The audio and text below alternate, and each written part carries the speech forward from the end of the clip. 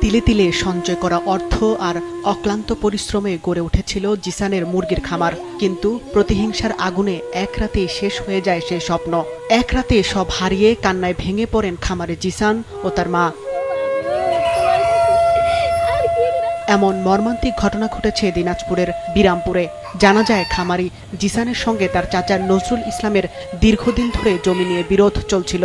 সেই বিরোধের জেরেই গতরাতে মুরগির খামারে হামলা চালিয়ে অন্তত 1200 মুরগি লুট করা হয়।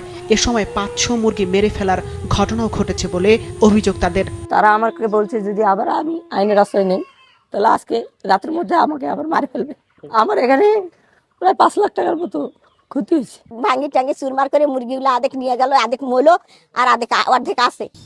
তবে অভিযোগ অস্বীকার করে অভিযুক্ত মনিরুল সহ তার স্বজনরা দাবি করেন তাদেরকে ফাঁসানোর জন্যই খামারি জিসান নিজেই এমন কর্মকাণ্ড ঘটিয়েছেন। মাসে বলতেছে কথা তার মুরগি মারে ফেলছে, হামলা করেছে, এগুলা শুনতেছি।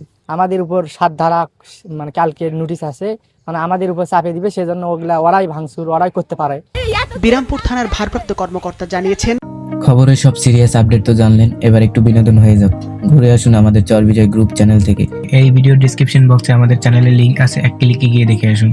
এ বিষয়ে অভিযোগ পেলে আইনি ব্যবস্থা নেওয়া হবে। গতকাল রাত্রে যখন অফিসার গিয়েছে উনি এই পক্ষকে থানা আসার জন্য বলেছে, কিন্তু এখনো পর্যন্ত আসেননি। তো ওনারা যদি থানা আসে লিখিত অভিযোগ দেন তাহলে আমরা সেই মোতাবেক আমরা আইনগত ব্যবস্থা নেব।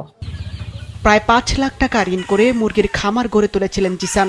হামলা ও লুটপাটের ঘটনায় এখন নিঃস্ব হওয়ার পথে পরিবারটি। ঘটনার সুষ্ঠু তদন্ত করে দোষীদের আইনের আওতায় আনার দাবি জানিয়েছেন ভুক্তভোগী ও স্থানীয়রা।